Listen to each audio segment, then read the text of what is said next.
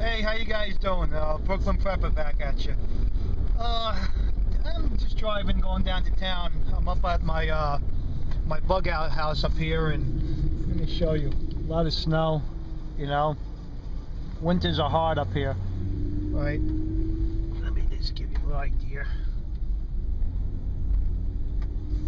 Okay, just want to talk about if you have a second home in the mountains, right?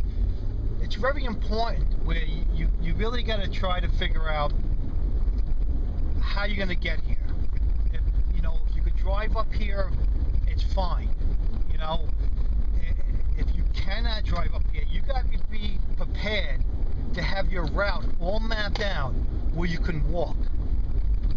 In conditions like this in the winter, I would most likely say prepare your house in the city to get you by the winter, because you don't want to try to bug out during the winter. And if you have to walk, and I have to walk here with my wife and my 2 kids, right? You're not going to make it, because it's a 4-hour drive to get to my house, right? So I'm estimating, it's going to take me a few days walking to get here, and that's going to be tough. But you should always be prepared, if you have to take that walk.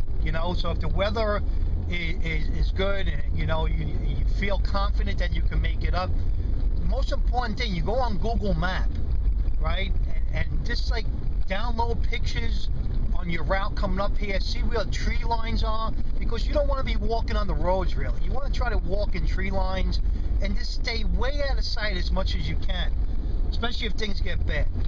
If you could drive, hey, that's the best situation, right? But the only way you're going to be able to drive, if you're not sitting around your house like a deer in headlights waiting for the TV to tell you the next move, right? You really have to say to yourself, I got to get out of here now, right? So, survival with bushcraft came up with a good thing. Her father always told her, right, if you're most safest if you're at least 3 hours away from a major city. I agree with that, right?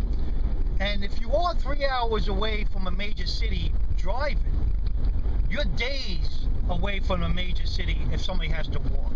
And I agree with her that totally, by the time people get to you, they're going to be exhausted, they're going to be hungry, and a lot easier to fend off. That's just the bottom line, the nature of the beast.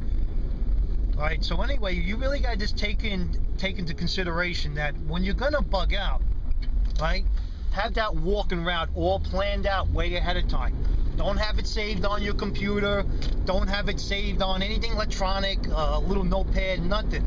Have these things printed out and put in a safe spot, because when the stuff hits the fan, you're going to have to rely on those maps that you made out to get your family to your bug out location safely.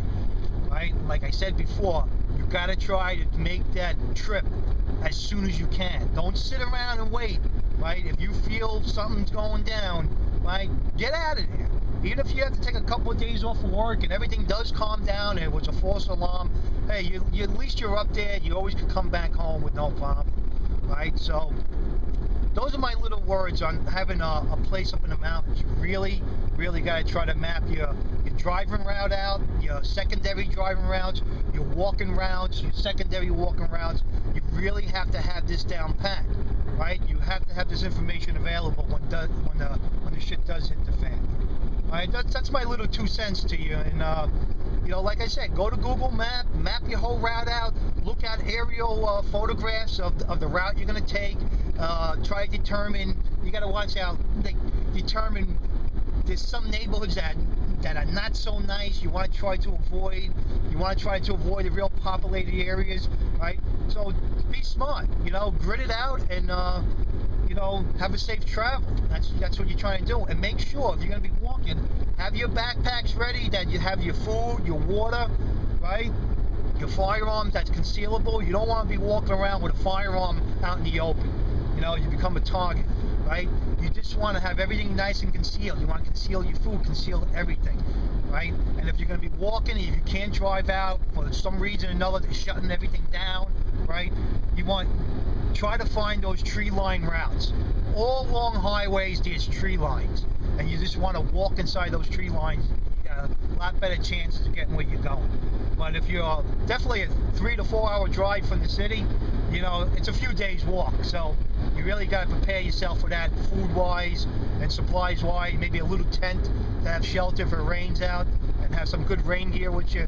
But just take it all in consideration. I was just thinking about that when I was driving up here, right? Because I got my route mapped out when I'm going to walk, and I'm just trying to figure out, hey, in conditions like this in the middle of the winter, with a family, it's really hazardous. You're going to have to hunker down until the opportunity presents itself to start moving, right? So, the best to you, and I'll see you soon. Bye. This is another quick little thing. You know, I didn't realize, I just realized today, they changed the back of the penny. You got a new symbol. What happened? The yellow Illuminati symbol wasn't good enough? Let me know.